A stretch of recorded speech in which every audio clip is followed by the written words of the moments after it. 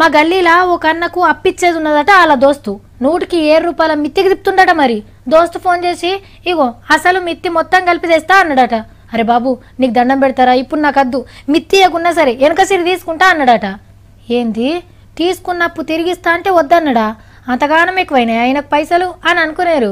ఎన్నికల రూల్ నడుస్తుందమ్మా, ఏ కొత్త దొరికితే ఇక అంతే సంగతులు. ఓట్ల పండుగ పేరు మీద కోట్ల రూపాయలు దొరుకుతున్నాయి. పెద్ద సడాక్ల మీద ఏ బండాపినా కట్టల కట్టల కొత్త నోట్లే. సూట్ కేసులలో పెట్టుడు, బండ్ల వెనకమర్ల మోసుడు. ఏడికెళ్ళి తెస్తున్నారో ఎట్లా తెస్తున్నారో గాని కొత్త నోట్ల ఆసనొచ్చి పోలీసోళ్ళు అయితే పట్టేస్తున్నారు. దేశం మొత్తం మీద ఇప్పటికే 540 కోట్లు పట్టేసిందంటే చిన్న ముచ్చట్న. దొరికిన పైకంలా ఎక్కువ మటుకు తమిళనాడు, ఉత్తరప్రదేశ్, ఆంధ్రాల పట్టుకునేనట. ఇక మందు ముచ్చటైతే చెప్పాల్సిన పనే లేదు పొన్రి. కాటన్లు కోటర్ సీసాలు బీర్ బాటలు వేసుకపోతున్నారు బండ్లల్లా.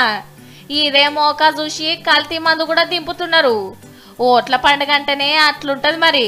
ఉత్తమ ఓటర్లందరికీ కొత్త నోటు చేతిలో పెట్టాలి, కోటర్ కీస దాపాలి. ఇన్నేళ్ల సంధి నడుస్తున్నది ఇదే కదా. నేను నోట్లు వంచను, మందు దాపను అంటే నడవది మళ్ళా. ఇప్పుడే ఇట్లుంటే ఇక ఎలక్షన్ కు 2-3 రోజుల ముంగట ఇంకెట్లుంటదో పొన్రి.